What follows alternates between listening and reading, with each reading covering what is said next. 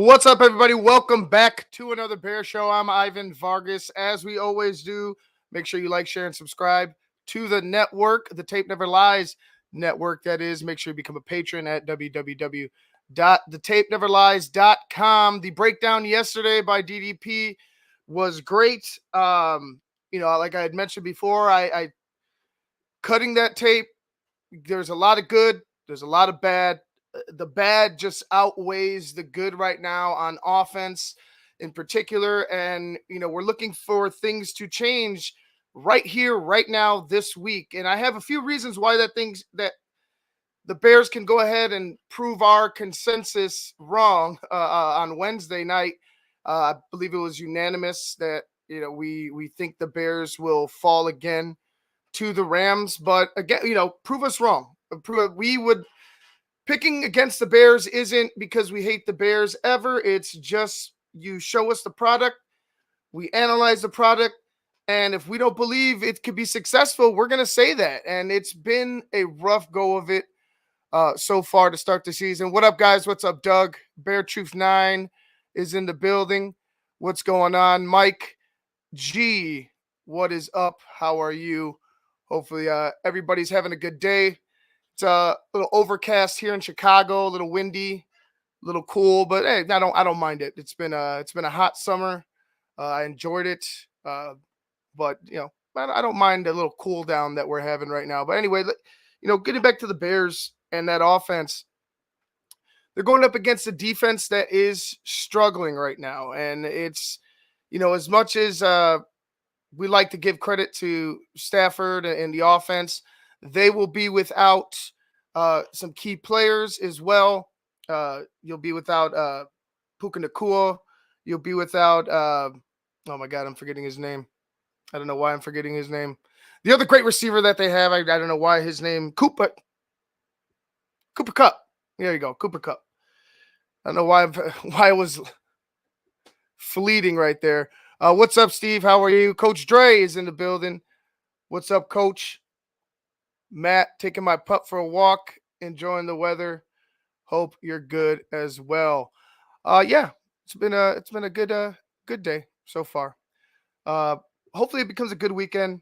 I got a few clips for you guys. I want to go back to some of the interviews from this week. From the past 2 days. Just I got Flus.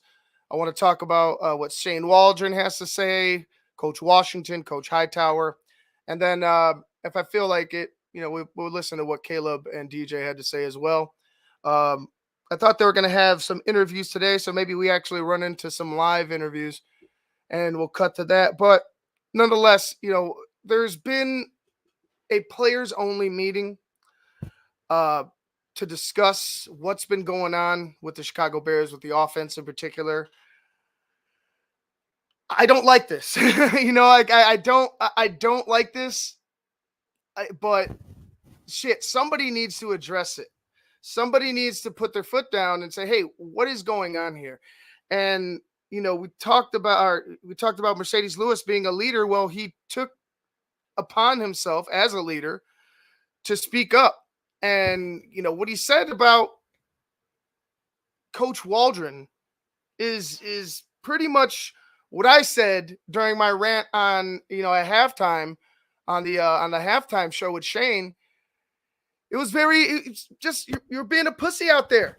You're being gutless with some of the play calling, and now we come to find out he's been pussyfooting around with how he handles grown men, and you can't do that. You can't do that. You can't allow yourself to sulk or put yourself lower than that. I don't know what his mentality is. We all talked about how he looked shaky during the Texans game with the play sheet, couldn't stop shaking. Even his initial press conference, he seemed like he had the jitters. He seemed like he was nervous then as well. So right now we're dealing with a non-confident OC who has to be told by veteran players to step the fuck up and address us like grown men. What was the quote? Was it not Pop Warner? These aren't little fucking kids. And if you're worried about me swearing, your kid should be in school right now. All right. I'm not worried about that. But anyway, these are grown men. They have a job to do just like you. I don't give a shit if they're 6'4", 240 pounds, and looking like they could destroy you. You have to fucking let them know you're wrong. Correct yourself. And if they can't handle that, well, then they shouldn't be on this fucking football team. Then we got to start thinking about position changes. But I think that these guys are asking for an answer. The players are asking for an answer from their coach. They have to go to a meeting to beg him to give them the answers, to go ahead and coach them up. So frustrating, man. So frustrating. We're going to listen to a clip from WGN. It's about a minute long. They're going to go ahead and interview, and you're going to get a little clip of what Mercedes Lewis has to say. And, we'll see. It's not going to be exactly, obviously, what he said in the locker room or in the meeting, but nonetheless, you'll get a inside look of what he thinks about what was going on. Bears offensive coordinator Shane Waldron opened his Thursday press conference complimenting an increase in communication from the team's leadership group as the offense continues to sputter and search for answers. That group includes Caleb Williams, Cole Kmet, DJ Moore, and veteran tight end Mercedes Lewis, who wants the coaching staff to be more vocal when it comes to player accountability. This is not for play. You know what I mean? Like, this is our job. We understand that, it's a high, stressful, and production-based business, and we all got to be doing the same things or everybody gets fired. In the midst of his 19th NFL season, Lewis has unique perspective on the struggles and confidence things will turn around for the offense, but it requires players to look inward. On the team or on this offense, we have dudes that have done it at a high level. And so sometimes as a coach coming in, you may, be walking on eggshells, and I just kind of put that to bed. Like, it's not, nobody's sensitive in here. We want to win games just as bad as you do. And it's a collaborative effort. The Bears' rushing attack went from second in the NFL in 2023 to 31st just 3 weeks into this season. And Shane Waldron wants to see more of a marriage between the run and pass game when trying to establish the offensive identity. There's been flashes we've done. We're gonna get to Shane Waldron in a second, but yeah, coach, me too, coach. I would love to see that. That's a fucking brilliant idea. Why hasn't it been the idea since week 1? 52 passes isn't marrying up the passing and the running game. It don't feed me bullshit either. All right? Like, this is partially why I come on here and you want to, hear something. You're obviously not going to hear much from these guys, but you will hear a lot of bullshit, and you could be damn sure I'm going to call them out on it. Because I want to see it too. When is it going to happen?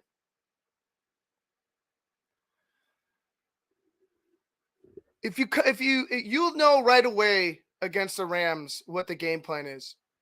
And it kind of scares me because I feel like once again, there will be struggles with the running game this week.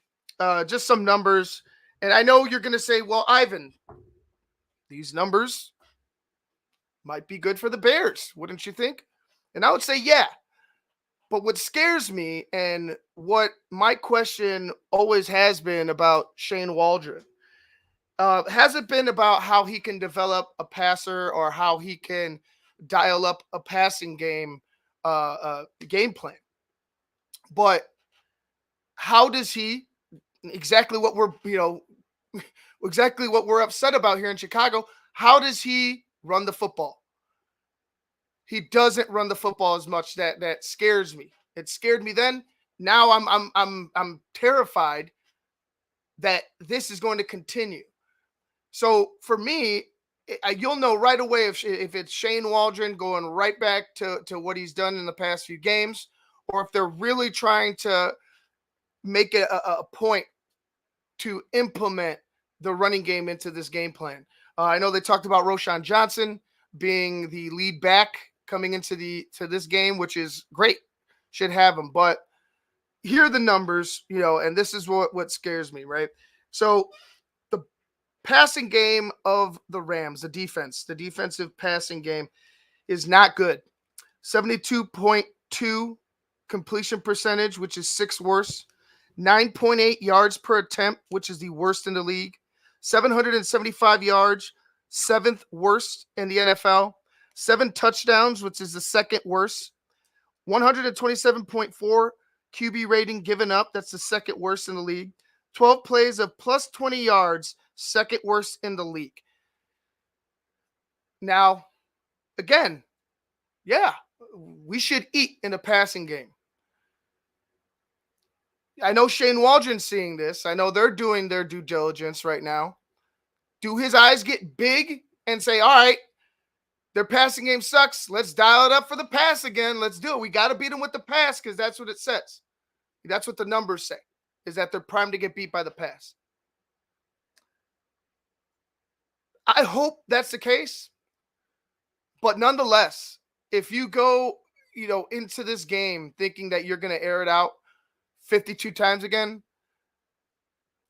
I think that's a recipe for disaster for not only the team, but your rookie quarterback, whom you're supposed to be protecting with a solid running game.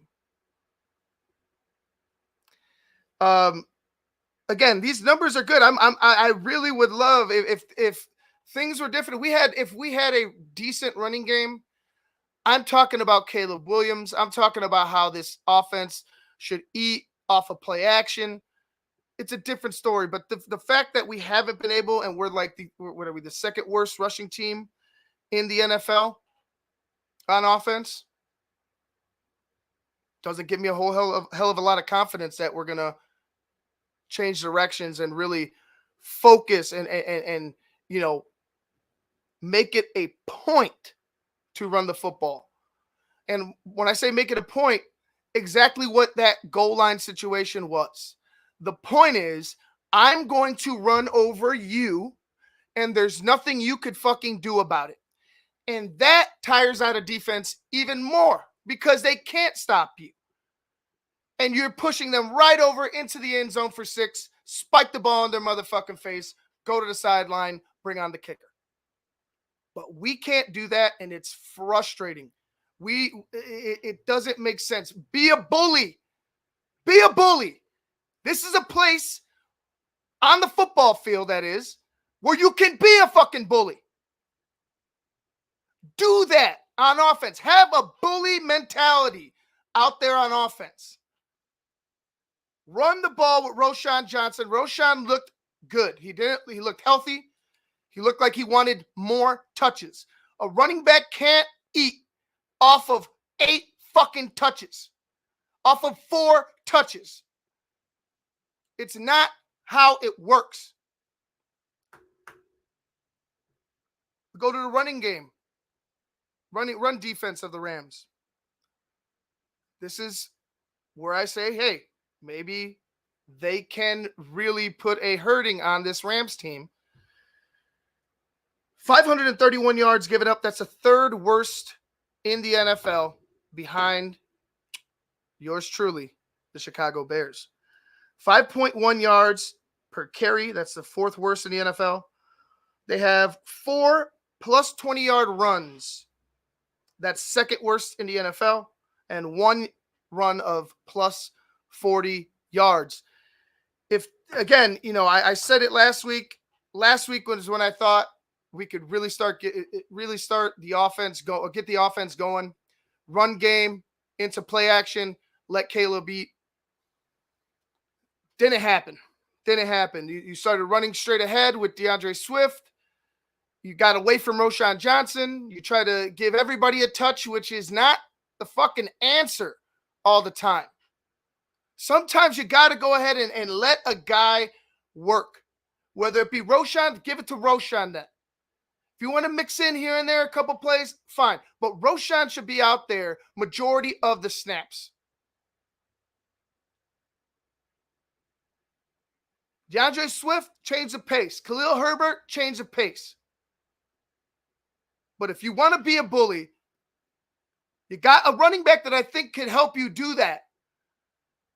And you got an offensive line that's been struggling going back. Let's see how they do going forward. It's all there for the Bears, man. It's all there for them. Whether they, decide to do it or not, that's a different story. Let's see. Let's get to some of these questions. Bear Truth. Yeah, man, this Waldron situation is telling us he wasn't ready, and the fact that the players felt like they could so easily sound off seems very telling. Shane definitely gonna be a blame fast as fuck. No change. Yeah, I'm with you. It's when you got Tevin Jenkins, when you got Coleman Shelton, when you got other guys, when you have your veteran title, the veteran statesman of the league, the oldest motherfucker in the league is telling you, hey, bro, hey, man, we're men here. You can tell me I'm wrong. You could get a little vocal. You can speak up.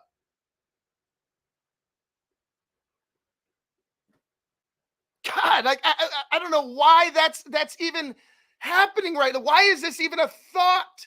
This should have been addressed. If this is going to be addressed, this shit should have been addressed in the offseason.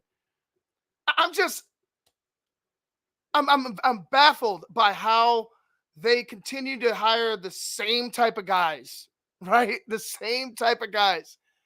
They look for a specific, they got a type. The Bears got a type. The same type of guys. That's what I'm here for, Shannon. But yeah, it's a frustrating experience. Let's get to Freedom. I'm so sick and tired of these incompetent buffoons getting these jobs in the NFL. It's painfully obvious that he has no idea what he's doing. Yeah, passing wise, I think you have a lot of good concepts. Some of the formations and some of the, there's little parts of the design that could be different, especially what we've seen in the early weeks of this season. But to not understand how to run the football, same thing that happened to Nagy, right? And, even before I even got to this network, and I know Phil was the guy on the money with Matt Nagy, I remember having a conversation with my brother. We're watching a game, and for some reason, Nagy, I believe it might have been that Chargers game. Yeah, it was a Charger. It was a Bears-Chargers. The Bears had the football in the red zone. I'm talking about in the 10, within the 10, 15. 3 times ended up with 3 field goals, and we didn't even run, I don't know, maybe a handful of times. Maybe less than that. maybe it's a 3-finger count. Or I don't know how many exactly, but it wasn't enough for me.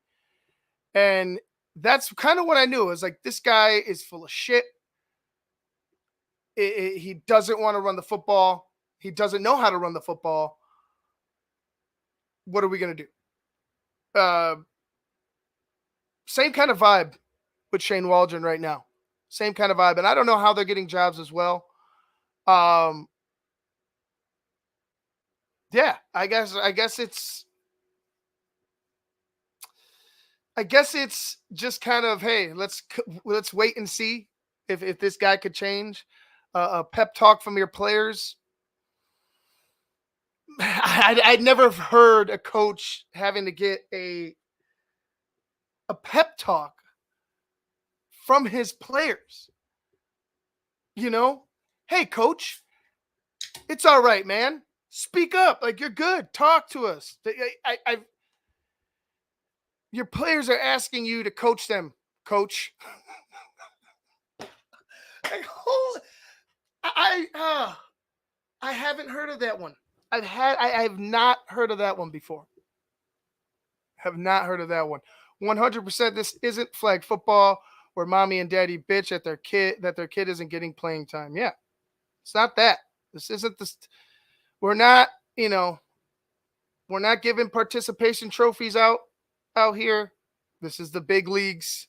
This is where big boys play. You got to be able to speak up. You're in a position of.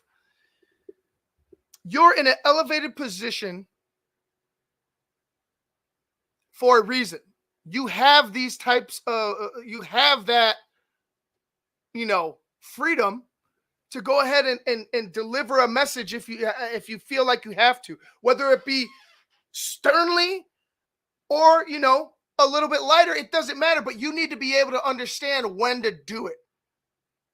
You know what I mean? Maybe when your fucking entire offensive line falls to the ground and you're calling a speed option, that'll probably be a good time to say, what the fuck is going on out there, guys? Instead of, hey, don't worry, we'll fix it next time. We'll be better. Yeah, I get that. That should already be implanted. Yeah, we better fix it next time. Why did it happen in the first place? These are things that need to be said. And if he can't say that, what's up, Scottish Bear? If he can't say that, we got some issues. I'm looking at the brother Thomas Brown. Give me Thomas Brown. If this guy can't fucking handle it, get him out of here. Say thanks for fucking participating, and put somebody that will, whether it be Thomas Brown or whoever. I don't care. I just don't want to hear my offensive coordinator doesn't have a fucking pair and can't speak up to his players.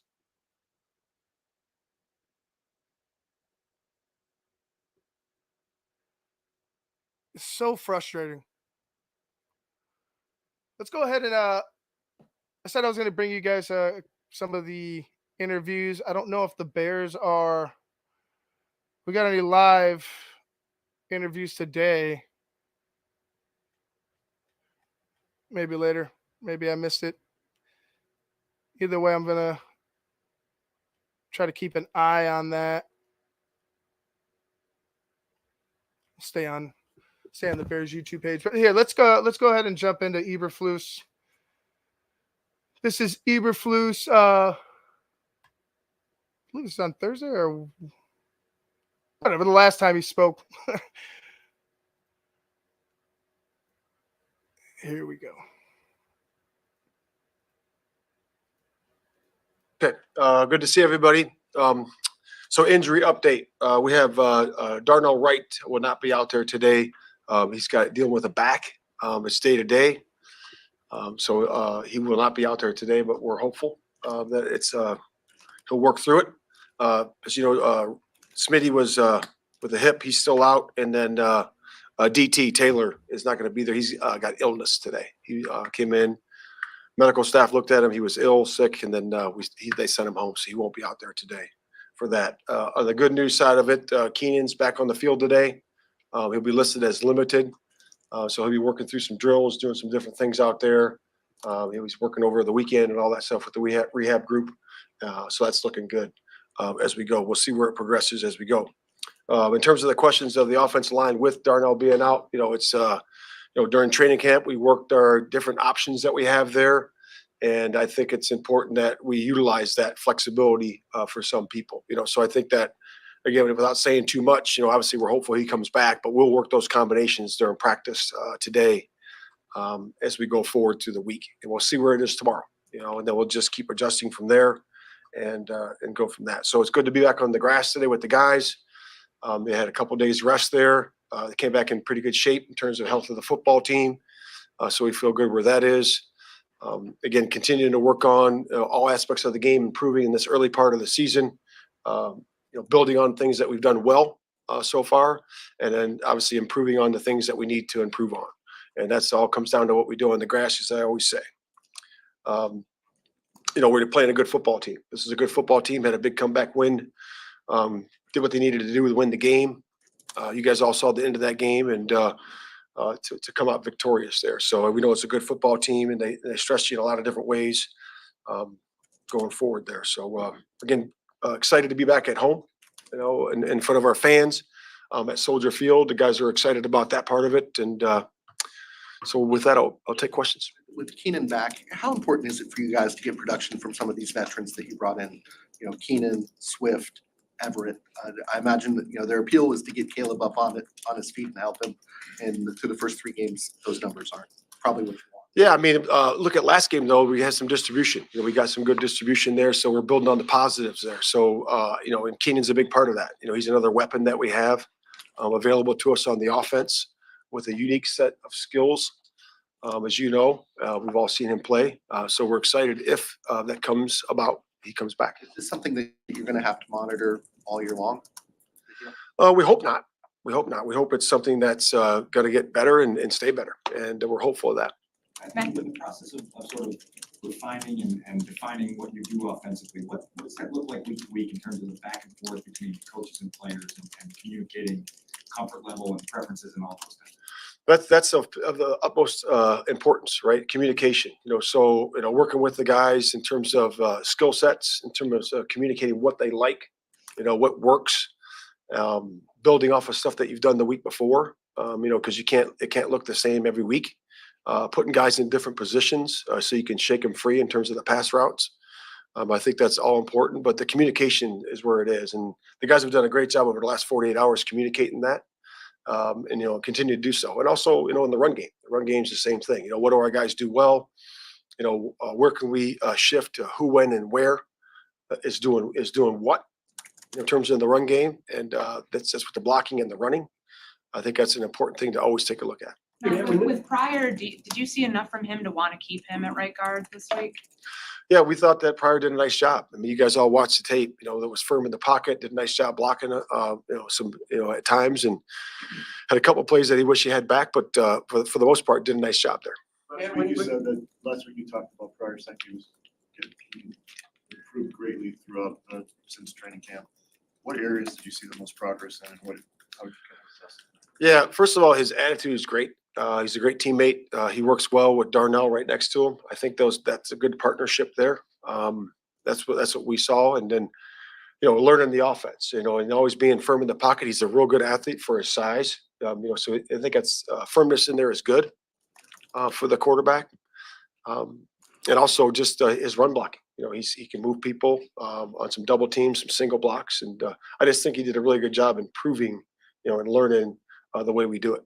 Will Pryor stay at right guard this week, or you have to look at him at right tackle? He's the guy that we have flexibility with, right? He's got some flexibility, so that's what we have to work through. We have to see where we are. That was talking about in the opener, in terms of where we need to flex and move around based on the health of Darnell. How's Karan look, and is he a legitimate option at right tackle? Yeah, Karan's looked really good. He is one of our options, and he's looked good. He's continuing to improve. He's a guy that's super smart. He doesn't, in terms of the mentals, and the technique is just keeping improving every single week, and we're working hard to get him there. Man, when you're coming off a game where by your own acknowledgement there are coaching issues, do you just figure that's kind of a one-off? How do I trust that? How do I trust what he just said? We're working hard to get there. We're working hard to get Karan where he needs to be. How can you trust that? You see how this offense has been operating so far. You see how the offensive line in particular has been a shit show. How do I trust that you're getting our new rookie prepared? Again, I agree with a lot of you guys in here that are saying it. It's just, more bullshit. You could say it, but I got to see it on the football field. I got to see progression out there. I got to see you being able to actually coach these guys up. There's a cop out. A cop out. Coach Ray says the same thing. You don't. You don't. You can't. You can't until they go out there and they show it consistently. I can't believe it. I can't believe that Karan's going to be prepared because you don't have your entire. You don't have the starting. First of all, you don't even know who the starting five are. You're still trying to work through this, and I get that. Sometimes things have to change, and there's moving parts to stuff, but I don't think you ever knew. Like, I don't think you were ever like, I think you were always coming into the season like, hey, this is going to be the first set of guys. And if they continue like this, then, awesome. They'll stay with them. If not, we'll just keep rotating. You got to find five guys that are going to be in their game in and game out,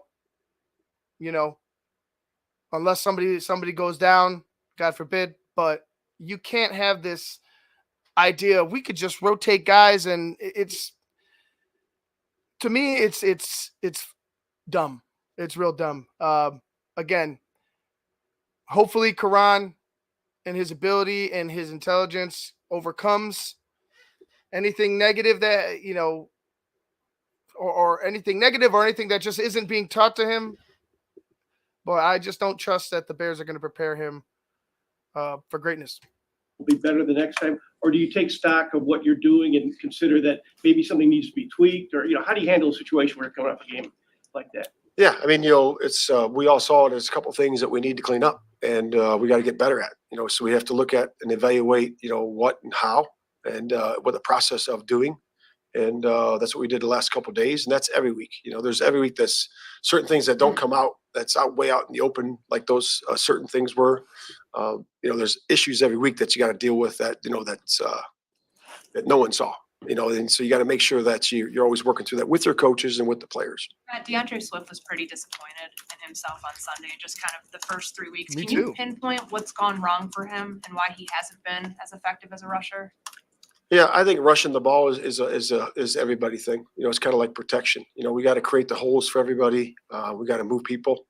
The scheme's got to be right, for that particular runner. So I just think it's everybody. It's not just him. I know he's very hard on himself, and and I always tell the guys it's good to be hard on yourself, but you also got to be encouraging too, and you got to go out there and perform. You're the performer. So he's done a good job of that. He came in a couple days ago and was talking to everybody about what he needs to do better, and we just sat down and had a chat with him. Matt, the interception that Caleb threw on the left sideline, was that he was throwing for Carter? Okay. Is that a continuation of him adjusting to the speed of NFL defenders and recognizing that it's when you see something, it's only going to be there for a split second? Yeah, I don't think so on that particular one. That's just throwing late on the side. There was after a couple hitches there. It's got to be a one hitch and ball out. Maybe two hitch. There was a couple more in there, and then it was late to the sideline. So that's, he knows we can't do that because now it's going to be in harm's way, and that's really over the middle or on the side. That's where you get in trouble. Mac, going back to Courtney's question about Swift, you said you met with him and there are ways he can be better. So as a runner, what are those ways? Is it vision? Is it patience? Yeah, it was with the offensive coaches. They met with those guys in terms of fundamentals, technique, the partnership of that, and really it's pressing the hole, really creating that for the offensive line, not coming out too fast and really pressing the hole and then making your cuts off of there and pressing the line of scrimmage. And that was the main thing. What do you see from the Rams defense early on that leaves an impression on you? Yeah, the two outside rushers, you see that, versus obviously, a high pick, high energy, really good run blocker or run stuffer, hard to block in the run game, high energy. So their front stands out to me the most, so the two edge rushers, Robinson inside, I think he's a good player in terms of like him being able to own his gap, but also be able to rush the passer. So, and they create some different looks. They're an odd structure team. They're getting under, they're getting some odd looks and different things and pressures and operate out of the shell at certain times. And that's what I see overall in terms of what they bring.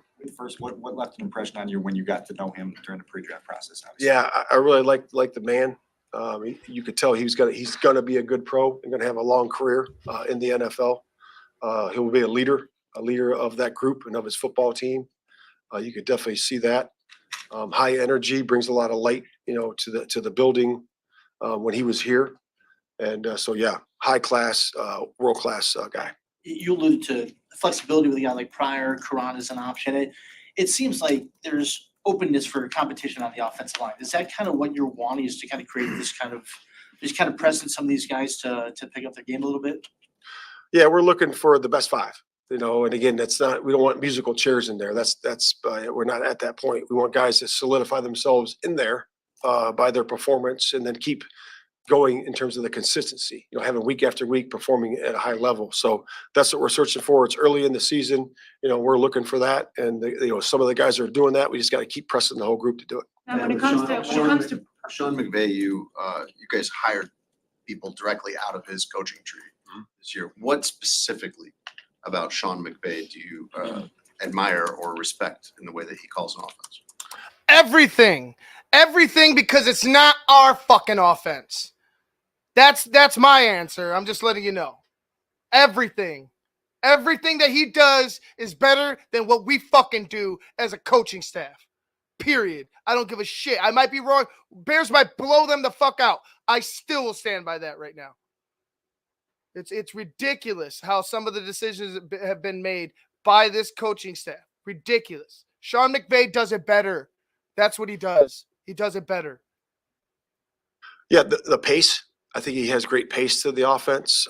He gets plays in and out fast. So you got to be able to operate at a fast level in terms of the execution. The most motions in football, so there's a cross the ball motion prior to and then on the snap. So he's looking at your gap integrity there in terms of your defense and your communication. If you are, communicating in terms of the coverage, the back end part of it. So that's where it is, and very good in situations. Very good in the short yard situations, red area situations. So, and he's done a great job in 2 minutes. So couple that with the quarterback that he has to operate that offense. It's good. I know they're down weapons and all that stuff, but again, they found a way to move the ball effectively, last week, and to get the victory. So yeah.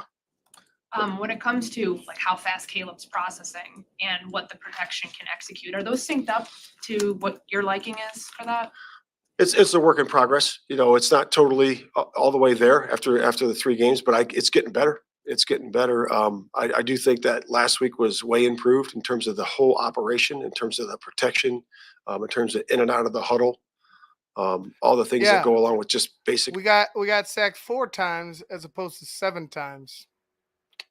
Better operation, and that's improved, and he's going to continue to improve, and we're working through that, and again, we want to see some big improvement this week too.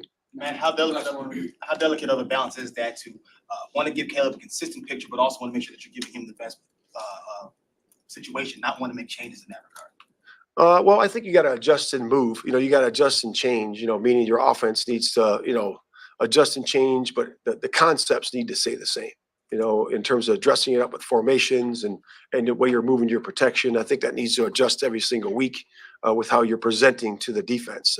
You have to do that.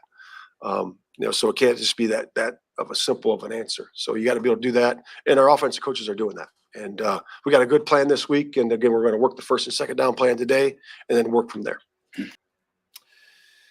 Always got a good plan. Always got a good plan. Plan's always great. The operation and the execution, not so much. But we got a plan. If that plan isn't trying to run the fucking Rams over, I think we're going to see the same thing we saw last week. Maybe worse. Maybe he throws for 60 this time. Coach Flus, just at a certain point, the BS is, it's not going to be enough. It's not going to be enough to save your job. It's not going to be enough to dodge questions. It's just,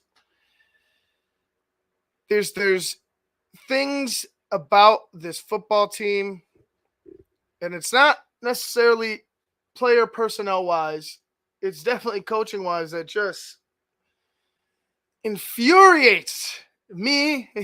Obviously Phil, Shane, all of us here. And it's you want to look back at some of these losses that we've had, because there's been losses that, even with Justin, there's been losses that I'm like, should we have lost this fucking game? Should we have? Is this really what happened this week? We got a lead late and we find a way to lose. That was pretty much the Bears' MO for a year, maybe 3. But it just infuriates me that it's the same types of issues that we're having in year 3 that we had in the so-called, wash away, or, mulligan year of year 1 of Matt Eberflus. So again, the issues that Eberflus came in here with and that we saw in year 1 and year 2 are here again. And I don't know if they're going to be, I don't know if you could change them. Again, I don't know if I don't know how he does it, and I don't know if he is willing to do it. Yeah, finds a way to lose. That's pretty much how it is right now. They find a way to lose. I hate to say it, but right now, it's kind of your identity. Finding ways to lose. Let's go ahead and listen to this nervous Nelly, Shane Waldron. See what he has to say. This is from yesterday.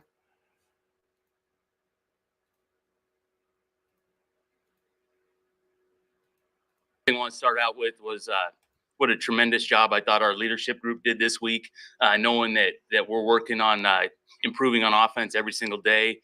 Thought Mercedes Lewis, Cole Kmet, DJ Moore, Caleb Williams, the energy they brought, the communication they brought Monday, Tuesday through today, getting into our walkthroughs today, know that we're built the right way and looking to keep getting better every single week as an offense. Shane, what's your interpretation of the feedback you got from those guys as you guys try to figure things out? Yeah, I think for us, it's just constant communication, attention to detail, all the stuff that we stress. And then how do we keep communicating that player to coach, coach to player, so that we know we get the results that we're looking for on the field. What's your desired identity for this offense when you see it through your eyes? Yeah, desired identity hasn't changed. We want to have the marriage of the run and the pass. We want to be multiple. We want to be able to utilize our personnel in certain situations. I think promising thing from this past week was seeing some of our pass game come to life, whether it was all 3 levels of the throws, play action world, had a ton of third downs right there, 3rd and 4th downs combined, over 20 of those. So seeing those things come to life. And then the thing that we're working on relentlessly is getting our run game going, improving in that area so that we can play a balanced game. How does DeAndre Carter get asked to block a defensive lineman? Yeah, I think there's also, situations where alignments present themselves that we can do a better job, as a coaching staff. Love Dre. He's going to do anything and everything we ask, but we got also, that's our part as coaches, putting guys in the best positions for success. That was one of those moments where we can be better. I think every time you were inside the 10, you ran out of the shotgun. Mm-hmm. Is that a comfort level with the quarterback, a comfort level with the coordinator? What's the difference? Good question. I think when you're in the shotgun in the low red zone there, you obviously present the option of the quarterback to run it right there. I know that when it comes down, everyone will want to talk about it and ask about it. The 4th down call right there where it didn't work out after we had some interior runs. I know for me, I can't look back at the past in that negative light. I got to look back in the past and live in the present, be better for us, learn from it. And improve there. But in terms of being in the gun versus being under center, there's different styles of both. And I know when you present that extra element, because in the low red zone, defense has that extra hat down there. Quarterback in the gun now presents that opportunity. What did you learn? Quarterback can present that opportunity with a play fake. You see it all the time. If you want to pass it, you could play action fake, line up like you're going to run, because they're going to have to stack the box. And you end up having free men outside. I don't, just that answer itself. Yeah. Far as the fucking cop out ass answer. That's a bullshit ass answer. That's a, you know what? I'm not going to fucking answer that. I'm just going to say what I got to say and not answer. I'm going to dance around this question and keep talking and say a lot of things that sound nice, but I'm just not going to answer that question because that question would fucking destroy him because it was a shitty decision. The quarterback already he's with a fake. He can still be an option to run. Putting him in the shotgun doesn't change that fact. I don't think it changes anything. I'm at a loss for that fucking answer. For that's a shit answer.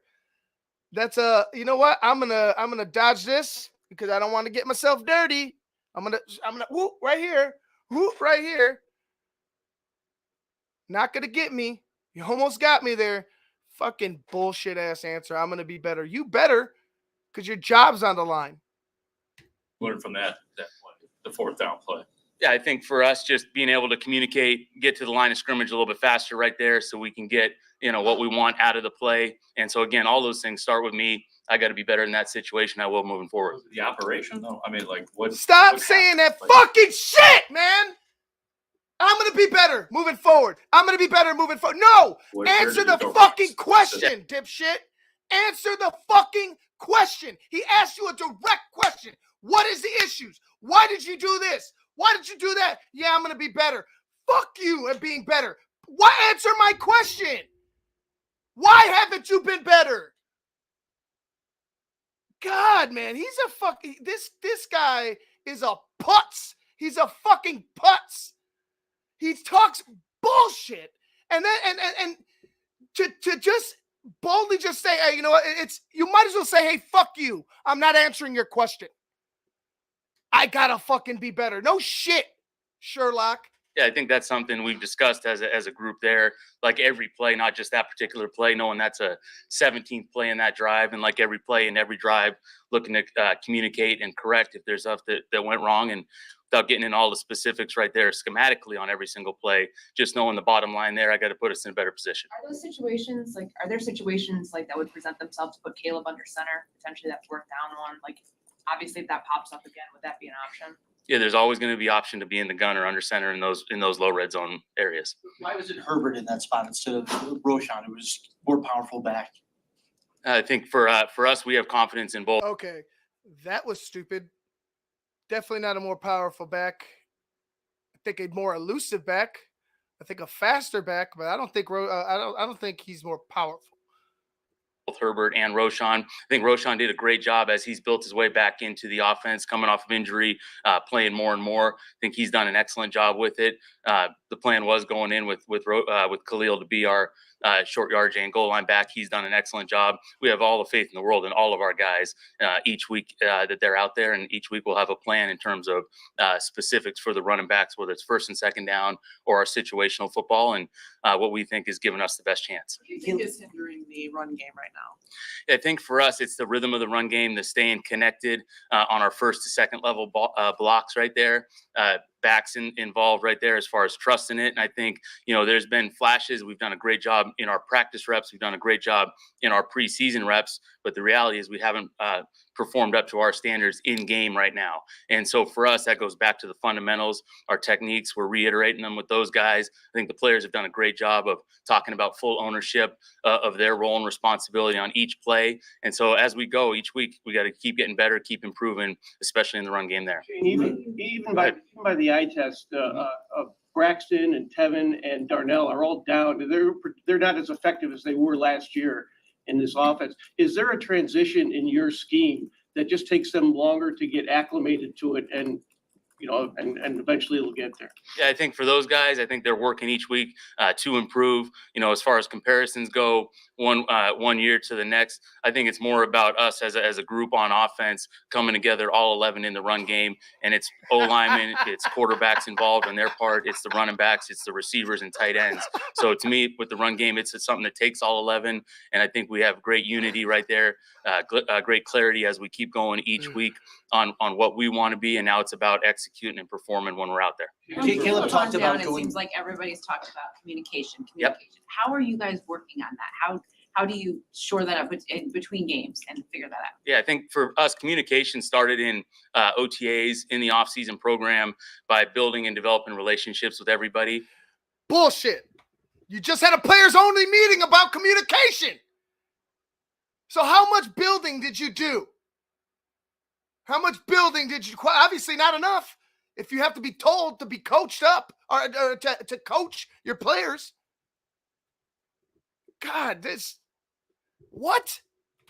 And that's where I alluded to the offensive leadership group having a good chance to talk through things on Monday, Tuesday, Wednesday with things from their lens, and being able to have that good relationship with everybody where we're all solution oriented right now, and being able to communicate clear, open, and honest with each other, being able to correct things to be better in certain situations, coach to player, player to coach, and everything in between. So for us as an offense right now, and I know we haven't lived up to what we want to be in our building right now in terms of some of the execution there. But the thing that we can rely on is the communication has been great, and it's been consistent, and it's ever growing, right? It's changing. There's different guys that have, different experiences within games and communicating to them, the reactions or what we're doing, based on this, that, or the next thing in terms of either defensive structure or when we come out or off of a series and talk through things.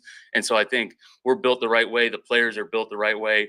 And I think seeing that keep improving as we move forward is something that will show. And what was all up to that with Caleb in particular? What was that exchange like in terms of the communication and him expressing his desires for them this offense? Yeah, I think for Caleb and I and for the rest of the offensive staff, just that good coach to player communication in game where I know he's competitive as can be right there. And we're doing a great job now in talking through of, hey, if this scenario happens, let's just talk through this real quick and we're on to the next one right away. And it's something that he's done a good job of and learning the process of the surface on the sideline, all these things as we're going through our sideline communication. And like I said, in game, everything is continuing to improve right there. And then when we come off the, win, lose or draw on that Monday, being able to go back through everything and talk through everything.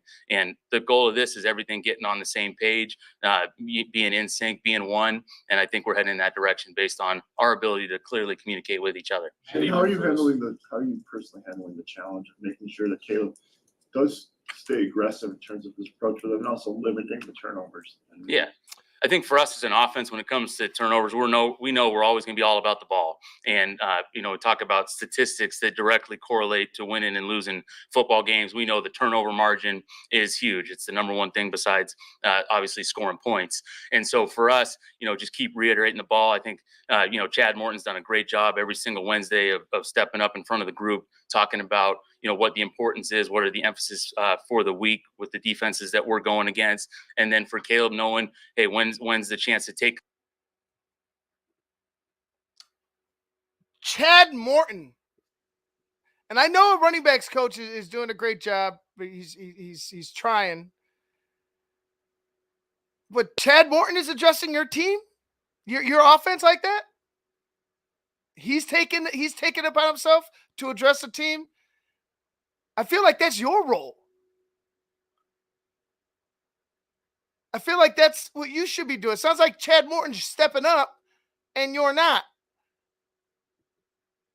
Why is it Chad Morton the fucking OC then? Completions, one's chance to keep a pocket clean by those unsackable plays where the ball's just out of his hand right now. And then when in the right moments, if he does have a free rush lane to break, contain, and get out with great ball security, right, to let some of those big plays come to life down the field. And Eberflus has indicated that he's more involved in the offense, maybe relative to his first couple of years. Mm-hmm. On the sidelines on game day, do you have complete autonomy? Is he suggesting things? Is he overriding things ever? Or is that all you as far as the play calling is concerned? Yeah, I think as far as our structure set up, Coach Flus does a great job communicating to me what the situations are in the game, how we might manage our timeouts, clock management, things of that nature. And then, every now and then from a defensive lens, if he's seeing something out there or feeling something, he'll mention it maybe in between series. But, he's done a great job of from a defensive coach's perspective, being able to talk to us on offense of maybe something that he's seeing structural wise in the defense, and we're able to communicate that way and keep our operation going. As you kind of stress communication and try to keep your eyes forward, looking ahead, has it been difficult not to be personally frustrated by the run game, you guys have got 3 offensive touchdowns? Have some of those things made it a little challenging not to get personally frustrated at this point? I think we're all so competitive in this business right here. Starting with me, the goal of every single game really has nothing to do with stats other than winning and losing. So for us on offense, our job is to do whatever we can do to help the Bears win, and that's the starting point right there. And for me, we talk about, I'm not going to live in the past, but I'm going to learn from it. I'm going to move forward, and I believe in that. I'm not going to flinch or blink on any of those things. I'm looking forward for a solution to everything that we've been through, and can't wait for this next game.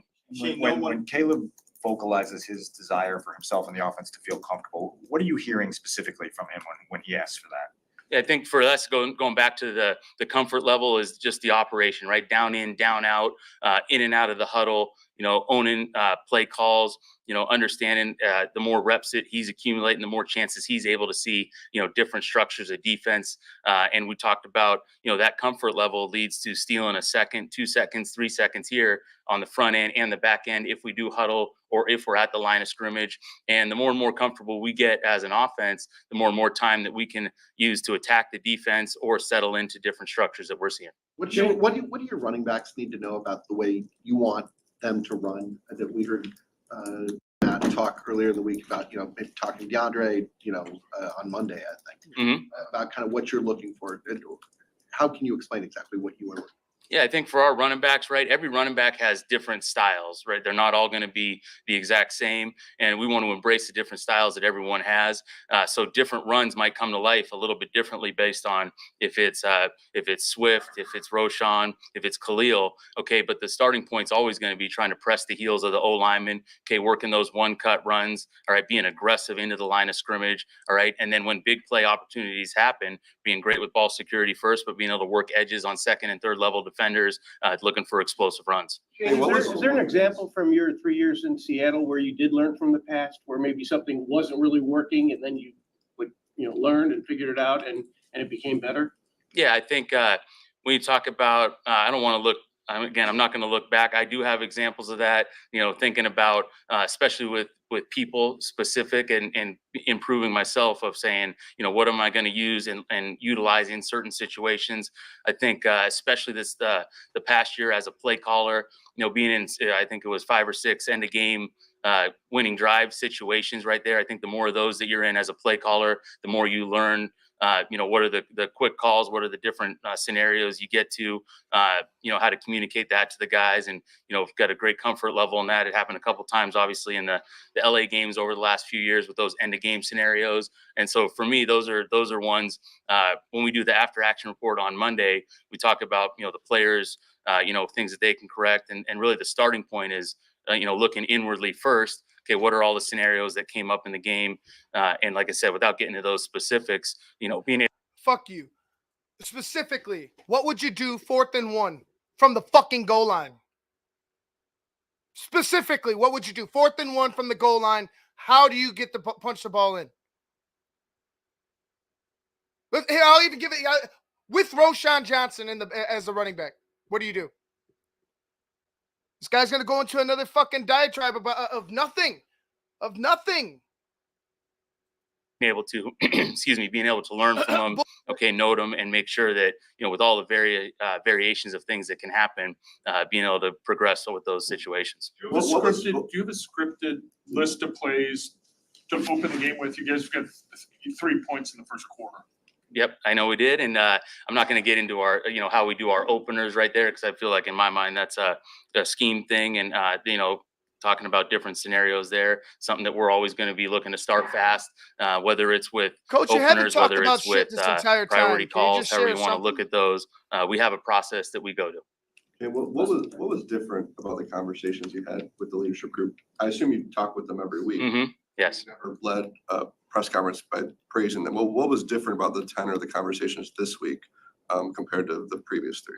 I think the thing that impressed me the most was knowing offensively coming out of that game, or a game where we felt like our contribution to the game could have been better, could have helped our defense that's playing so well right now, our special teams units that are playing so well right now. And so coming into the building, talk about like forward thinking and my mindset of learning and being solution oriented. Well, you don't know what you're going to expect from groups of players, and to walk into a group of players that were in that same mindset, that were connected, that were ready to get back to work and get on to this next game. I thought that was the thing I was proud of those guys. That's why I wanted to mention those guys right away. And I think, so much of that is their inward confidence that then, spreads throughout the offense, and something that we're looking to make sure is contagious with our full group. Okay. All right. Good afternoon. All right. Before we get into Coach Washington, who I'm sure is going to be a much better interview or press conference than whatever the fuck that was. Yeah, very political, very just like, yeah, I get you trying to move forward, and we're on to Cleveland. But those were direct questions, and I know Bill had said something about asking direct questions. They asked specific questions earlier in that interview, in that press conference, that he just danced around. He just didn't want to answer, and they had nothing to do with giving up scheme for this week. It had nothing. They already seen the play. We already know the scheme. You saw that. If you're a patron, you saw the scheme yesterday when Phil broke it down. Just be honest. Be honest. The fucking play broke down. Probably should have been called. Probably should have called a timeout there. Instead, what you want to do is not say anything at all and pretend like it never happened. Let's just pretend like it never happened. 4th and goal from the 1-yard line. If we score a touchdown, it changes this game. Or the last game. It changes the game against the Colts. 4th and goal from the 1. And you want to talk about, we're going to put it in the pass and I got to, be here in the press. Shut the fuck up. Just, what did you do wrong? How are you going to fix it? It has nothing to do with scheme. It has nothing to do with that. You could give us an answer without telling us the ins and outs of your fucking shit offense right now. This guy's in over his head. I'm more pissed at Flus and Poles for letting this guy into the building. Yeah. But like I said, they hire this same type of fucking MO, these same type of guys. They hire these same type of dudes. And it's a weird, guys that are just going to toe the line, will never, fence sitters, milquetoast motherfuckers that won't ever put their foot down and say the truth when it needs to be told to you directly and in your face. Like, that shit is old. Got to be better with that. Got to be better. Let's just listen to Eric Washington. Like I said, after that shit, Eric Washington and what, how he conducts a press conference is 1,000 times better, I think. So let's go ahead and listen to the defensive coordinator for the Bears. No. All right. Good opportunity for us this week at home against a proven play caller and signal caller. And this offense will really challenge our readiness and certain mechanical aspects of how we get lined up and execute from one snap to the next. Had 2 good days of preparation so far. We're looking forward to the opportunity to play at home in front of our fans. With that, I'll take your questions. What are some of the first things that come to your mind when you think of a Sean McVay offense? Well, I mean, they're going to be big plays. It's big play capable. There's a lot of things that happen before the ball is snapped. We've got to do a good job with our alignments, with our assignments, and just making sure we have our feet in the ground ready to play. How does, after 16 seasons in the NFL, Matthew Stafford still challenge your defense? his arm talent has not waned at all. He can make every throw on the field. He knows exactly what you're in, so our disguise will be critical. And he knows how to get the football out of his hand, how to get them into I would say, an ideal play. You got hit deep a couple of times on Sunday. Is there a coaching point there, especially on the one that got behind Jalen? Yeah, we just want to maintain our leverage. We want to maintain our ability to stay over the top. And always, every time we have an explosive play, we don't just look at one particular position. We have to make sure we look at how all of the pieces of our defense are functioning. So rush and coverage have to work together. You guys have gone from facing a second-year quarterback in your first 3 games to Matthew Stafford. How does that show up just on the field? Just his experience, his poise, his command of the offense, his ability to communicate to all 10 pieces, to be able to ID us without a whole lot of extra things that offenses typically use to help the quarterback position. Just a lot of experience, a lot of accomplishments, a lot of things that he's seen. You guys play a lot of nickel, so Jack Sanborn's not out there a lot, but he made 2 real nice plays in the red zone, especially the interception. What are your thoughts about him? Well, the fact that when Jack comes into the game, he's the last couple of weeks. I mean, we bring him in the game in Houston, he gets a sack. He comes in the game last week, and he gets his hands up, and he helps to create the takeaway deep in the red zone. He actually tipped the football. He's just ready to play. He's a great equalizer for us, very versatile player, extremely intelligent, smart, and works his tail off. Eric, what have you learned about your defense the past 3 weeks when the offense is not up to their standards? And so you guys are kind of running out there in situations you don't want to be in, but you're still getting those stops. What have you learned about the guys and kind of their resolve? What I know about our players, and I'll say this every week, is we have great character, and that's we're not separated from the results of the game. But I've been watching this now since I came on board. The players work hard, they're dedicated, they're there's a lot of humility, there's selflessness. And they're up to the challenge. They're focused on what they have to do to help us win week in and week out, and they're their own worst critic. With Jermaine and TJ and your nickel so much, it's hard to get Sanborn on the field. Is there any way to get more out of him if he's going to be so efficient, as a playmaker? Well, sure. I mean, certain situations will come up, certain personnel groups. If we have a strong tendency from the offense that would allow us to get Jack on the field in a situation where we really believe he could help us, we'll definitely do that. But he's a person that we have a lot of confidence in, and also he backs up all 3 linebacker positions, even in nickel. So he's well versed in what we're doing in nickel, and certainly when we go base, we're excited to have him out there.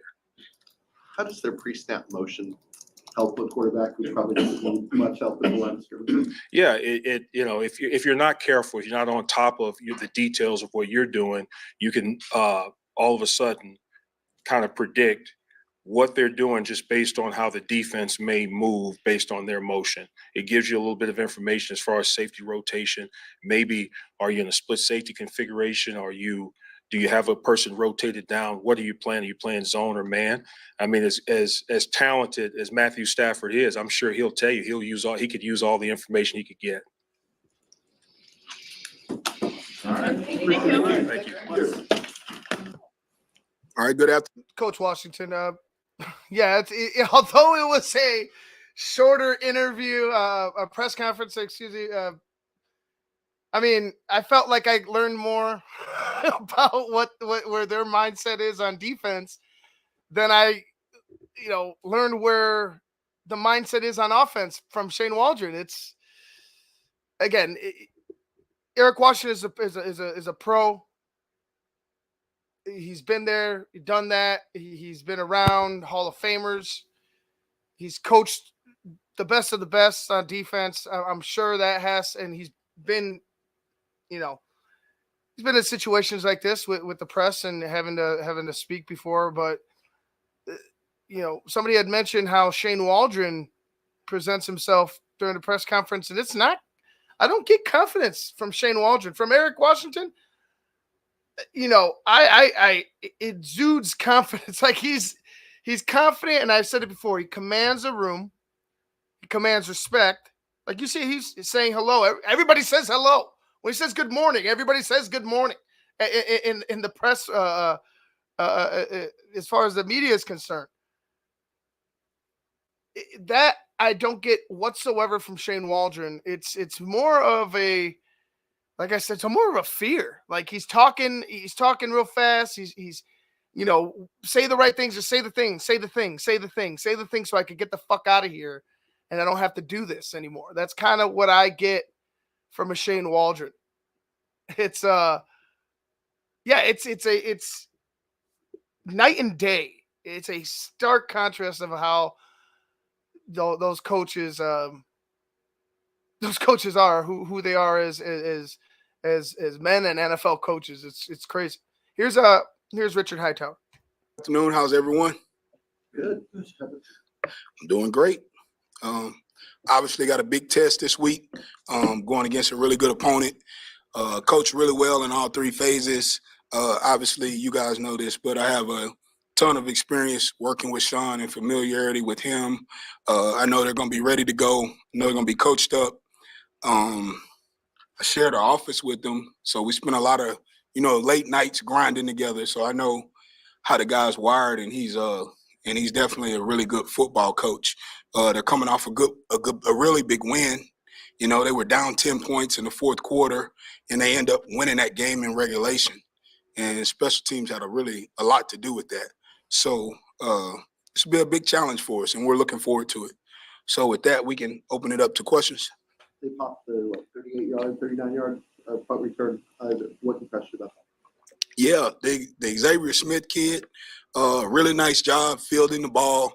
Their blockers did a really nice job maintaining leverage on their blocks downfield.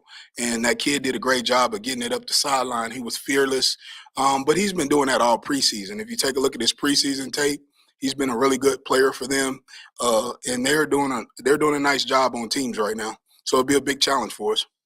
If you walk us through what the kickoff at the end of the game, with the clock and everything going on, what's the operation like? What are the conversations like as you get set to kick that ball off? Yeah, so I believe it was 2:01 on the clock there, and then obviously there's a component with the clock, and there's a decision to make. Whether or not you can conserve time versus going for an onside kick, and the percentages of getting that onside kick. So we decided to kick it deep, and thank God they took a knee. Right, they took a knee, so that worked out well for us. And we were just planning on trying to get it back. So it worked out well for us. Is Torrey ready for those? I know there's probably specific things that he can do for you, and I know you're not going to divulge what those are, but is he ready when you need him for different types of kickoffs? Yeah, Kevin, he is. He's been working on that since training camp, and really off season he's been working on that, and he's done a great job with that. So we'll sprinkle it out when we need to. Yeah, for sure. Great question. Coach, I don't put you in a position to criticize a call. I'm just curious on the offsides, what is the center allowed to do in terms of like the head coming up, coming down? Just like what is the rule there in terms of when your head's down, you come up and all that type of stuff? Yeah, I mean, everybody's well aware of what you can and can't do right there. What I'll say from our standpoint is we're always keying the back tip of the ball. That's the part of the ball that's on the ground. So we're keying the back tip of the ball at all times. And regardless, we need to key that, regardless of any act of gamesmanship that any opponent does. Okay, so I feel terrible for the kid because Hardy's obviously made a hell of a lot of plays for us. He's blocked punts. He's made tackles. He's done a great job in the return game blocking for DeAndre Carter. So I feel terrible for the kid, and nobody feels worse than him. And I've got to do a better job coaching it, and we got to do a better job executing it. So it's always the buck's gonna always start and end with me. So regardless, again, the key coaching point and the teaching moment for all of our players on that is to key the back tip of the ball, regardless of any act of gamesmanship they're getting from the opponent. Are certain snappers better at that than others? Some are. Like, is that a skill? Like, Oh, it's a skill for sure. It's a skill. is it something that people coach? Well, I mean, I don't know what other people coach. I never want to put our players in a situation where I can't hold them accountable. I'll just say that. Penalties. It looks like you guys have 6 on the year, special teams penalties. Is that frustrating for you? And what's your teaching point with all of those, especially, what we do today? Yeah, so my teaching point and one of our keys to victory every year or every game is to play penalty free. So you're right, we have 6 penalties this year, and that's too many. I think we maybe had 6 all of last year. So like the first 2 years we were here, we were top 5 in least penalties committed. So it is frustrating for me because year 1 we finished number 1, year 2 I think we finished number 5. So we just have to eliminate them. Like they come in bunches and you get bad ones, then we have to have games where we don't have any because that affects field position. It hasn't killed us yet, but we're still harping on it. Like we don't want to be a team that commits penalties.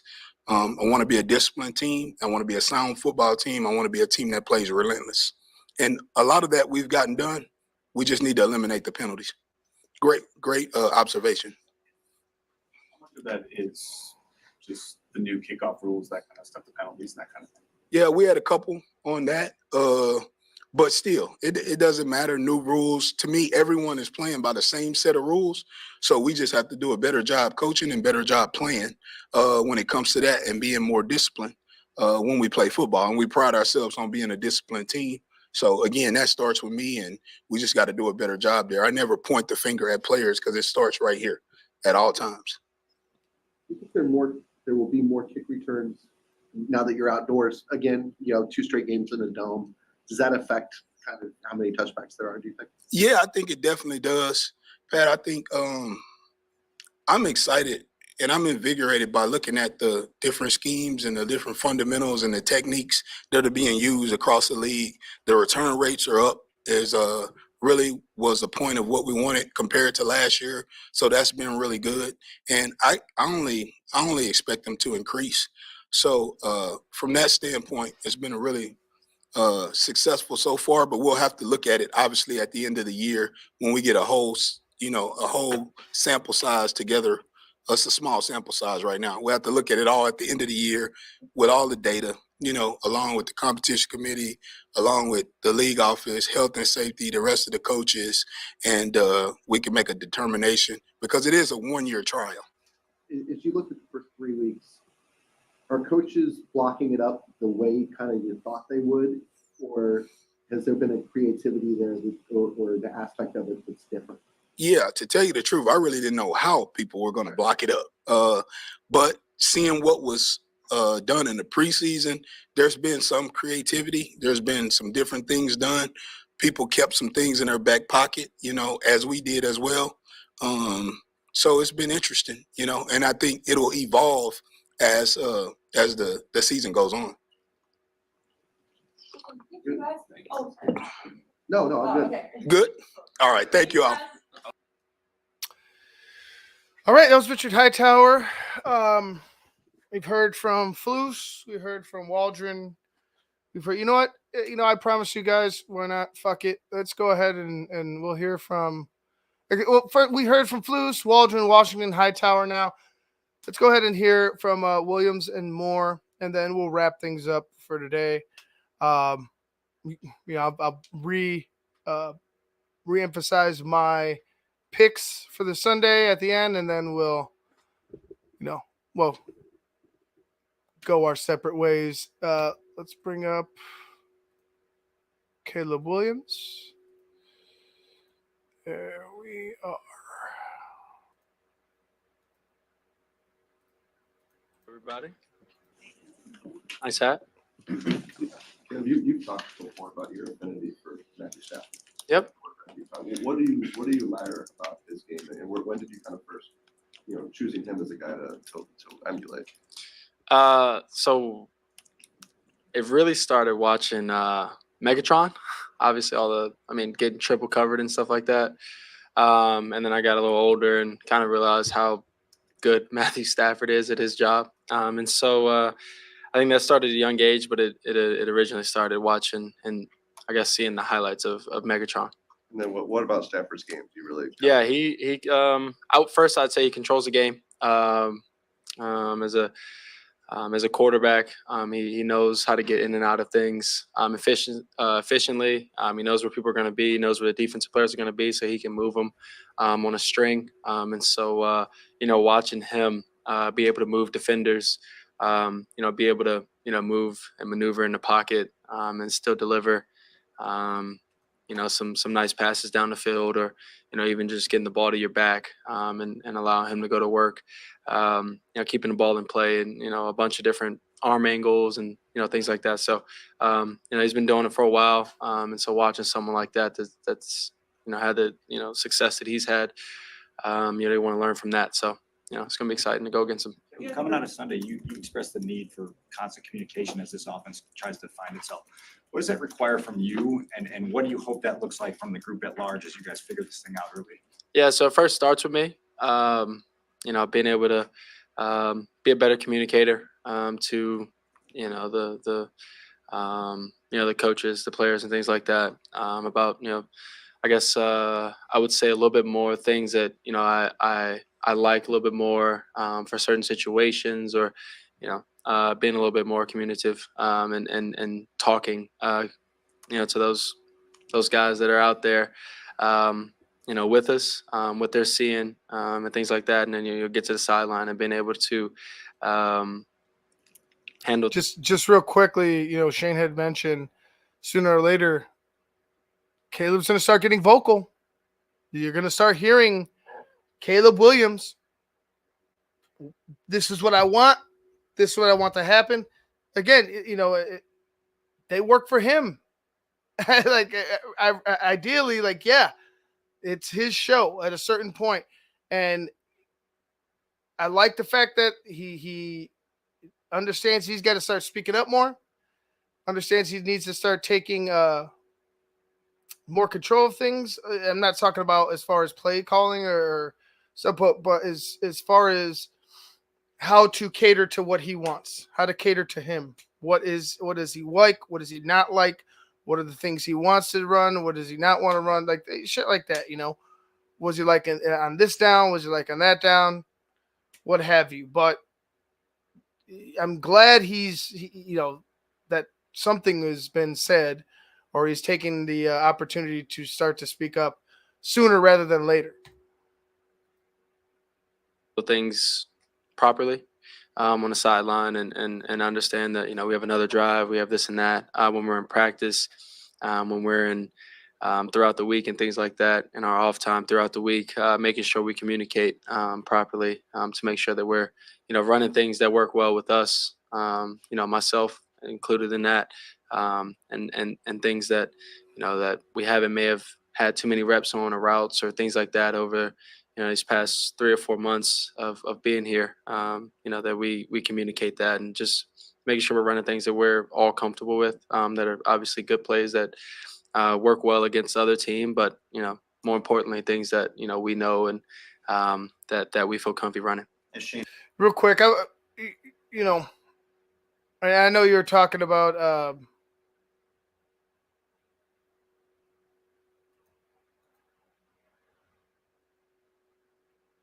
I believe you were talking about something. No, actually, nobody bought why Caleb might not want to play in Chicago. Why we are now seeing why.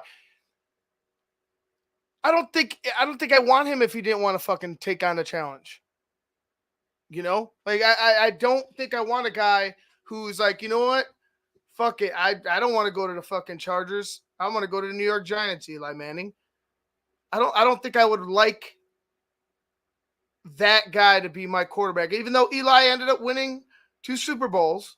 There was a lot of people questioning whether Eli could do anything at all. Like early on in his career, there's a lot of people, gunning for Eli's head. I think Caleb is 10 times better than Eli, quarterback wise.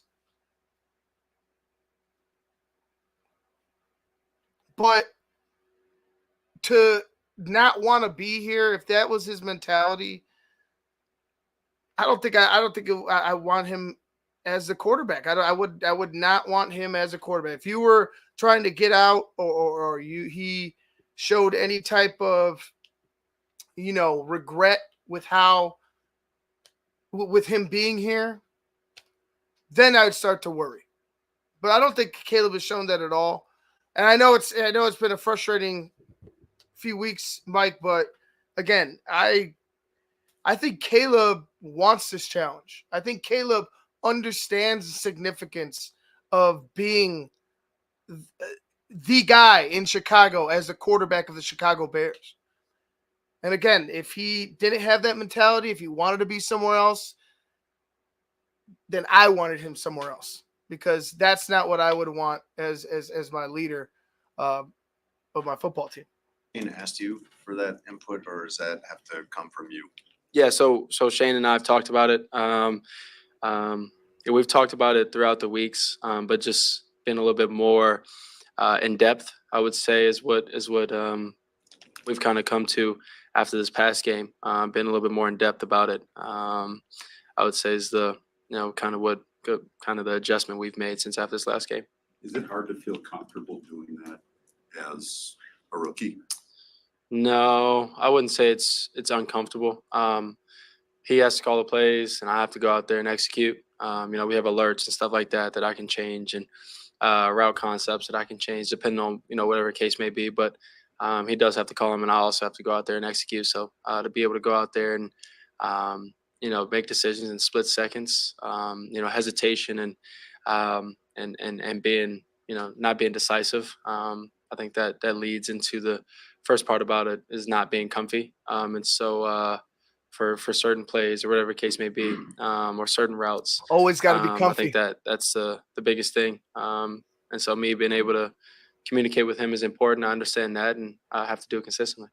I got a comfier chair. I know that. This thing fucking sucks. Yeah, I think we're constantly getting better. I think there's a lot of new, as we all know, wide receivers, running backs and quarterback, and a few offensive linemen, and all these different parts and things like that. And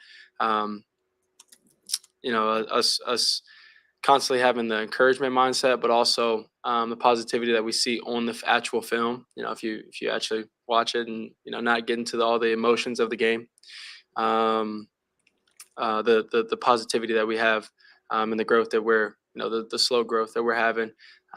Yes, we do need to get it going a little bit more efficiently than we are.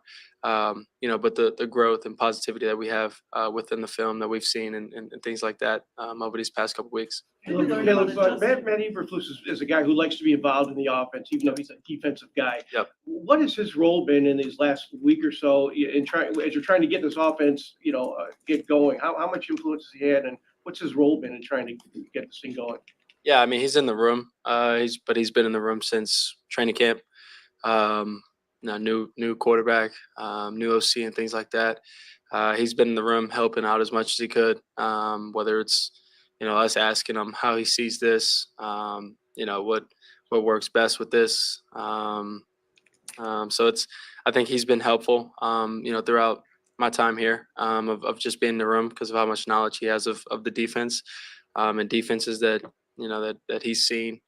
So he's been great. He's been helpful. How big of a boost is it to get Keenan back in practice? Keenan Allen. Yeah, it's great. I mean, to have a guy, obviously, as we know, Keenan Allen back, it's going to be, it's going to be great for our offense. It's just something else that the defense has to worry about throughout this week, and then obviously on game day. And so it's going to be great for us. His special talent of getting open and in a phone booth is going to be great for us. What's it been like for you to process information after games, to look through game film? And I assume it's a lot more corrections than what you had on a typical day after game in college. What's it been like for you to take all of that higher volume and try to apply it? To practice or to the next game, or what's your performance moving forward in Yep. general? I mean, Yep. I would imagine that is that correct as far as just a basis of the question, that there's a lot more to go through than what you had after a game? Give and take. We probably ran more plays in college. As far as corrections. Yeah, as corrections and things like that. I think both places are very detailed that I've been in here and I guess you could say three, but I was with Lincoln for all three of those. So both places here and being with Lincoln, I think both places are detailed. Having detailed coaching and corrections after games and things like that. So there may be more motions and things like that. But other than that, I mean, I think both places are well coached. I think both places are detail oriented, and I think for me, taking the information and the constant growth throughout the season is really important for me. One, in my career, and then two, for Chicago Bears. And so, just being coachable in any way possible that I can be. Want to be coached, being coached.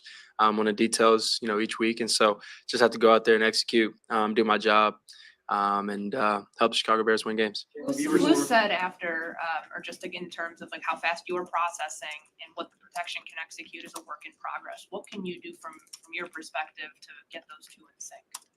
Yeah, one I can keep communicating to the offensive line, and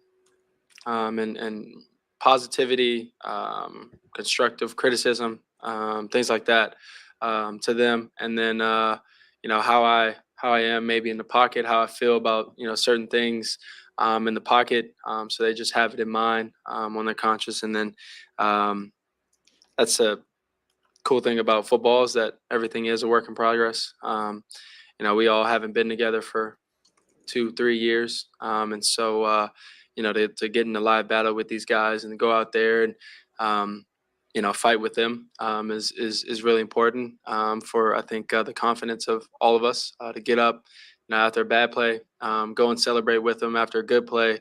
I think those things go a long way, and then off the field wise, hanging out with them, being with them, I think it builds a connection throughout the year, and I think it's going to keep growing.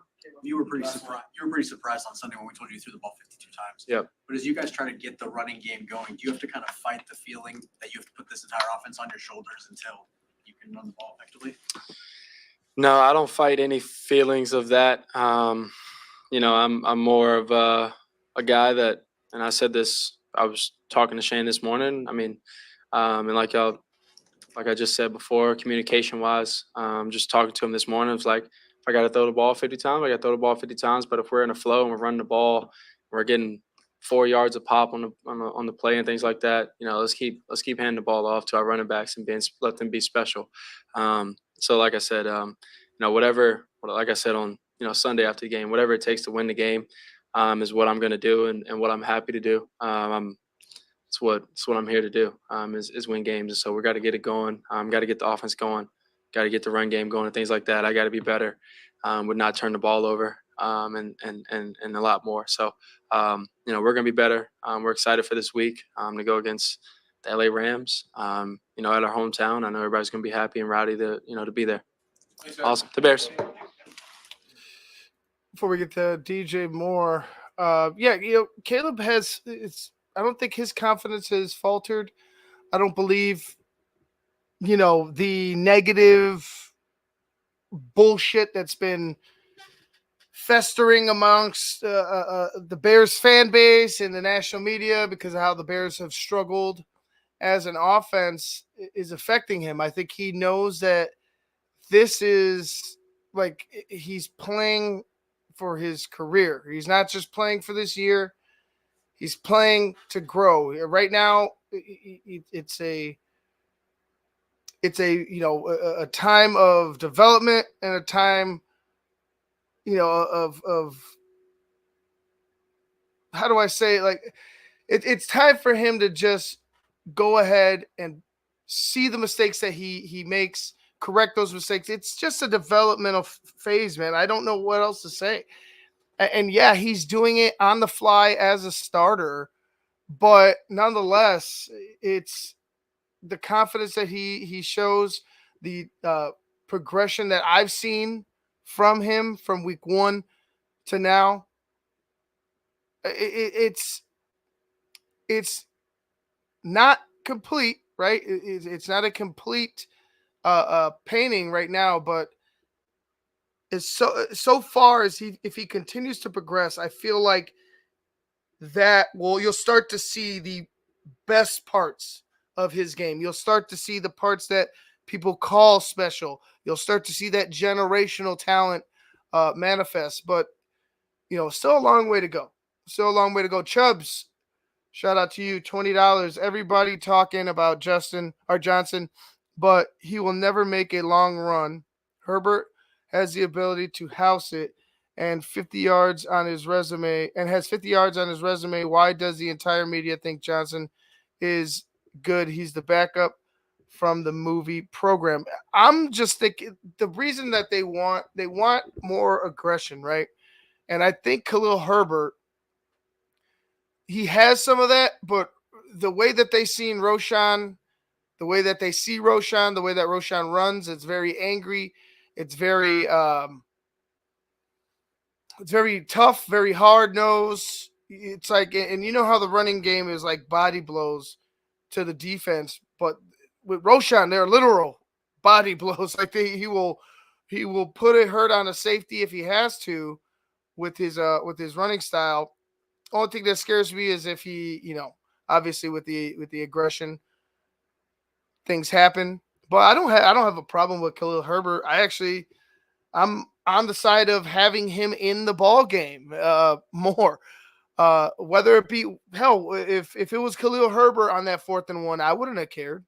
I wouldn't have mind. I just use your players. Use your players correctly. I don't believe Herbert or Johnson have been used, and Swift for that matter have been used in the correct manner. So we'll see. We'll see if there's an adjustment to be made. We'll check it out. Chubbs, again, thank you for 2. Herbert should be on the regular offense. I'm with it. Like I said, they need to settle on a guy for whether it be one game or another. They need to settle on one guy where they give him the majority of the carries, or even just give him the half. If you want to rotate guys, give a guy a half, because you need to develop some type of rhythm. You need to get them touches. There needs to be a pace set, and I don't think they ever get to that. I feel like the Bears right now, they want to give this guy a shot, this guy a shot, and that guy a shot. It's like they have all these weapons, they don't know what to fucking do with them, So it's like they're spreading it out too thin when they should be maybe for whatever. For in particular, let's say the Colts, maybe they should have just went hard nose running up the gut with Roshan Johnson. Maybe that's the idea. Maybe next game they go more outside with Khalil Herbert or DeAndre Swift. Maybe that's the idea. But it just doesn't seem like there's a balance with this team. Chubb, shout out to Chubb. Chubb, thank you. 5 yards per carry over like 20 games is Herbert. He is twice as good as Johnson. His coaching malpractice and not given an opportunity. I agree with you, Chubbs. Chubbs is on fire with Herbert. I agree with you, man. Like, he should have been there. He should definitely have more than, I think, what they have, 8%, 10%, 10% of the snaps. 100% agree. Will they do that this week? Again, I had mentioned these stats about the Rams. The Rams defense is not that great. They got some good pass rushers, but right now they're not performing as well. Able to pull out a victory last game. An awesome comeback, come from behind victory against the 49ers, a tough opponent, Super Bowl contender. And I'm nervous that Waldron will fall back into his old ways. And like I said, this is the game because the run game is the running defense isn't great either. This is the game where you can get your offense and your offensive line and your running backs going. And the way you do it isn't laterally. It's not side to side. It's not having them go backwards. Forward running up the gut. You need to get this offensive line pushing forward. And, Roshan Johnson, yeah, he's not a speed demon, but he'll blast the hole open, man, and he'll hit you on the way out. Like he'll make sure he leaves a mark on the way out. And I mentioned before, maybe that punch to the face woke him up, because last game I thought Roshan, the way he ran, the way he pass caught, the way he delivered punishment, looks like a guy that really wants to get after it. So we'll see. Herbert should definitely be involved, Chubbs. You're 100% correct. Thank you, Chubbs. He had one carry, not a goal line. He had one carry, not on goal line, and he got 6 yards. Yeah, I'm telling you, it's a Shane Waldron miscoaching, or like you said, malpractice with the operation of the offense. I just don't understand where his mind is. Let's get to DJ Moore. DJ, despite the loss, what were some of the positives you took out of watching the offense and the production that you guys had overall on Sunday? DJ, why is Kevin Warren making you wear this fucking 312 hat? Go to Arlington. That we had a good passing game, over 100 yards for the first time this year. Caleb went out there, threw for 300 plus, which was good. Down the field shots we connected on finally with Rome. And we did some good things.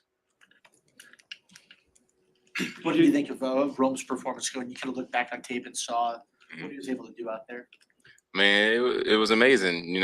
He go out there, win his one-on-ones down the field, across the field, whatever you got to do. When I'm getting taken out of the game, either with the safety or just like cover two to my side, he was out there winning, and that's all you could ask of him. Caleb was saying he needs to be more communicative with like you guys, but also Shane and things like that in terms of what works and what isn't working. Do you ever feel the need where you need to communicate more even to Shane, like which schemes are working and what not? Or are you kind of like, I'm going to let Shane call the game as it? I feel like that because we, on the sideline, we tell them what we seeing, but not really what players we liking. But when we out there, we definitely talk about what coverage they doing. DJ, the first pass of the game was a miscommunication. It seemed like one anyway. What happened on that play? And is that unusual for what is usually a scripted play to kind of go awry? Yeah, it was unusual. It was on 2 different pages. It might have been on me because I converted it and he threw it, so I'm gonna take that one. Is that an easy fix? I mean, that's definitely easy fix. What have you seen from the Rams defense in the early portion of your study in them? They fly around. They play a good bit of cover 4, so we're going to have to beat some zone coverage, and they fly around. They've given up some big days to receivers. Does that make your eyes open a little bit when you see other guys have some productivity? It does, but it's always the case when your team go out there and they become the Monstars, and it's like it didn't look the exact same on film. What have you learned about Caleb as he's handled some of the ups and downs of the early part of the season? He's been good. I can see growth week in and week out, even though the losses can hide some of it, but he's been good. Where have you seen that growth the most? Confidence, even with a loss, he's taking away the positive of the loss, and he wants to bounce back and figure out what he can do better for the team, for himself, just to keep growing. Where did you see click for Rome on Sunday? I don't know. I was happy for him. He could tell you that I was the first person when he crossed that 100-yard mark. I was like, "Hey, you did it, man! Welcome to the league." But I don't know. He just was going out there, winning his one-on-ones, making the catches that he made, and I was happy for him. His talent is obvious. You could see that leading up to the draft. But what have you seen from him in terms of grasping the offense, being in the right spot, being reliable? I think that everything from like our defense, they play around fast. So I think the offense has slowed down for him, and the game is slowing down for him faster than what he thought, and he's out there just playing free now. Because obviously have a bunch of playmakers on offense in this passing game, but when you get everybody together, you get Keenan back in this mix, how do you guys complement each other? How does this offense and passing game flow as one? Hopefully way better than it has been. Because now you don't just got two people out there, you got three that you got to worry about. And you can't just shade it to one side or to one person. And with Keenan back in the mix, you got to play the whole field. DJ, is your patience being tested at all this first month with both the growth of the offense and obviously a couple of losses that feel a little heavy for a team that's got big hopes? My patience? No.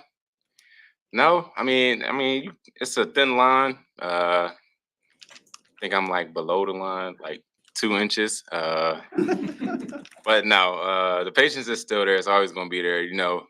It's growing pains throughout a long season. You can go up 2 games and then go down 2 games. It's the NFL, so everybody get paid to play this game and do it at a high level. So somewhat, but not really. Are you still encouraged though by some of the things that you see offensively? What encouraged you maybe the most?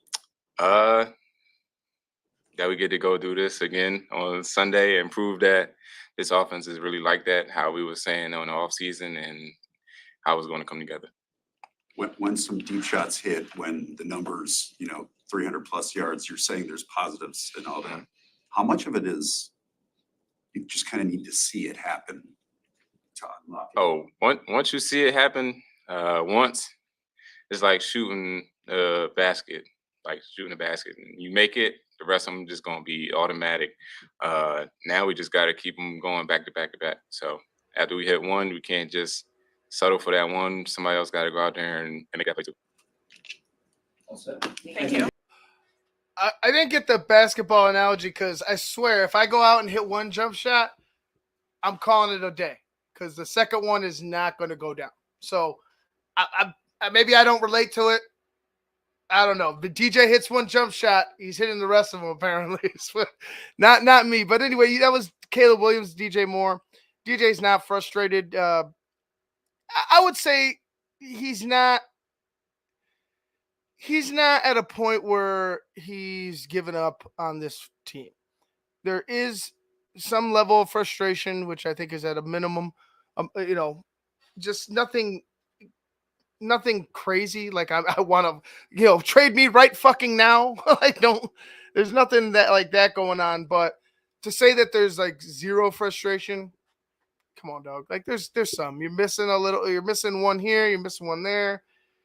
Not on the same page. Yeah, it's a work in progress. But I wouldn't say DJ Moore is like bitter or angry or anything like that. It's just got to go through these growing pains as an offense. I just hope this offensive coordinator isn't part of the reason why your offense is being held back. I don't know. I still have my doubts about that guy. Scottish Bear, get the ball moving forward, not that side to sideline nonsense. That's a soccer match. It's probably one of my favorite comments. That's a soccer match. Let's be a bully.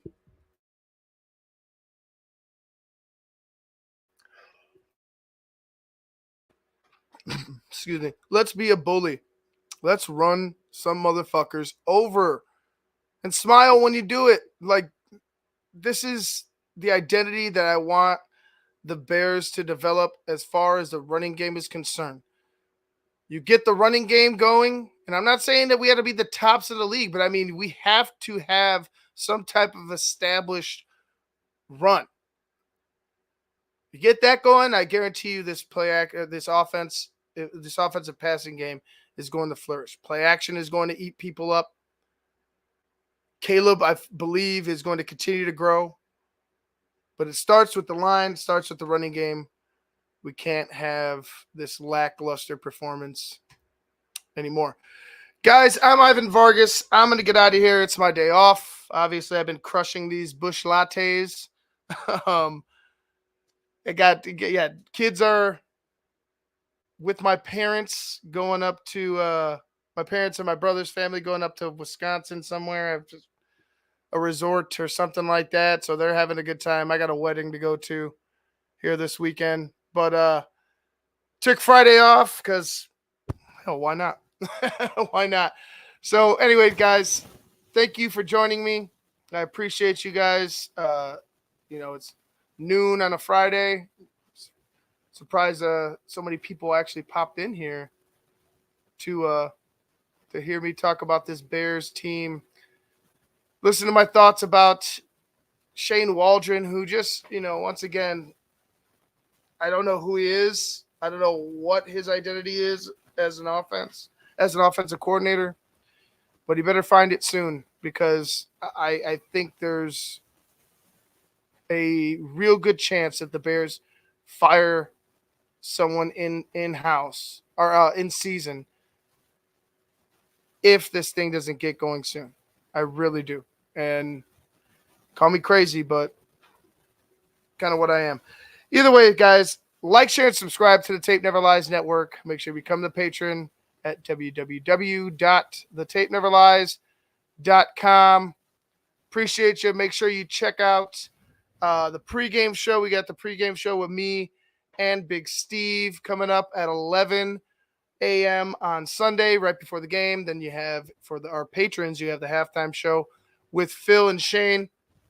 You also have BHL right after the game with the boys and I, and it should be hopefully it's a less frustrated BHL.